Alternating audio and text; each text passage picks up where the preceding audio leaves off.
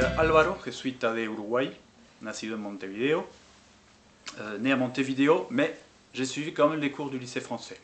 Et donc j'étudie maintenant à Paris, aux facultés jésuites au Centre Sèvres. J'ai été très partagé.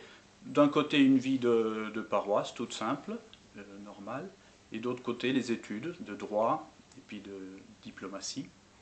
Mais ces deux aspects de ma vie ne se touchaient pas trop.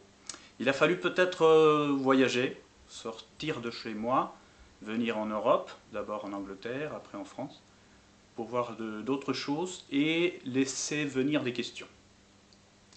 C'est là que, par exemple, en visitant des monastères, des vieilles abbayes, même en ruine, au nord de l'Angleterre, que des questions se posent. Puis j'étais tenté d'un côté, bon, chez nous, par le christianisme un peu plus progressiste d'Amérique latine. Ici en France, j'ai fréquenté aussi le catholicisme plus traditionnaliste, disons.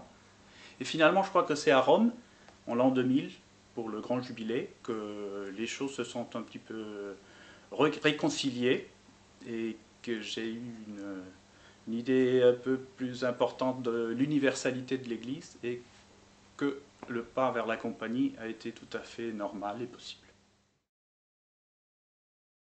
J'ai été tout de suite touché par les figures historiques, Saint Ignace et les premiers compagnons, surtout les missionnaires en Chine, Matteo Ricci, De Nobili en Inde, et puis chez nous en Amérique latine aussi, évidemment, ceux qui étaient dans les réductions du Paraguay, par exemple.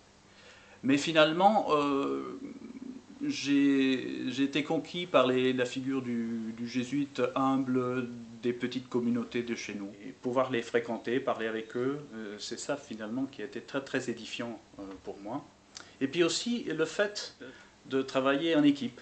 Quand j'ai vu des jésuites travailler en équipe, partir tous ensemble pour une mission, pour une retraite, voir qu'ils s'entendaient très bien entre eux, qu'ils rigolaient après les exercices, entre eux, qui faisaient des promenades. C'est ça finalement, ce travail d'équipe, cette entente qui m'a aussi interpellé.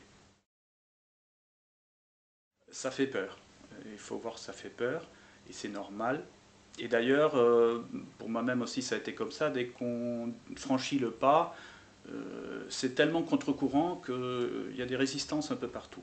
Mais c'est là, précisément c'est là où Dieu nous rejoint. C'est ce moment-là où il y a plus de consolation finalement, parce qu'on dirait que Jésus, que Marie se penche vers nous.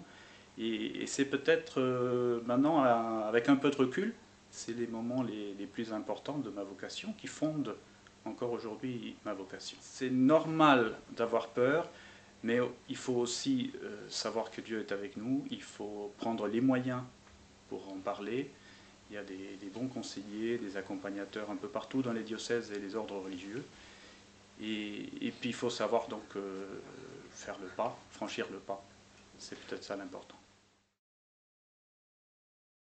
Quelle différence entre être jésuite aujourd'hui ou être prêtre diocésain par exemple? Eh bien là, je crois qu'il y a deux choses qui font notre particularité. C'est la dimension universelle d'un côté, c'est-à-dire que nous sommes vraiment disponibles pour être envoyés là où les supérieurs ou la mission nous appellent. Et deuxièmement aussi, être aux frontières. Ça c'est un mot que la congrégation générale des jésuites nous a rappelé.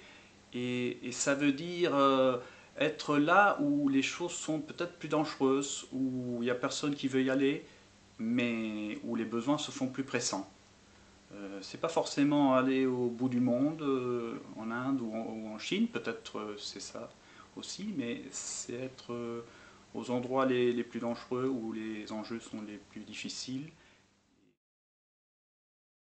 Nous, comme jésuites, après le noviciat, après 2 ans de vie religieuse, nous faisons déjà des vœux religieux définitifs, pour toujours. Et qu'est-ce que donc apporte l'ordination maintenant, 10 ans après? Je crois que ce qui est le plus important, c'est être envoyé par l'Église. Envoyé par l'Église et par la compagnie, en tant que diacre d'abord, puis que prêtre, pour la prédication, pour la proximité des gens, pour distribuer les sacrements, dans des contextes très différents. Si nous pouvons aussi bien faire célébrer une messe solennelle le matin, et puis l'après-midi, une messe aussi dans une petite paroisse de banlieue, avec une table et 3 chaises. Il faut vraiment pouvoir nous adapter à tous ces contextes, je crois.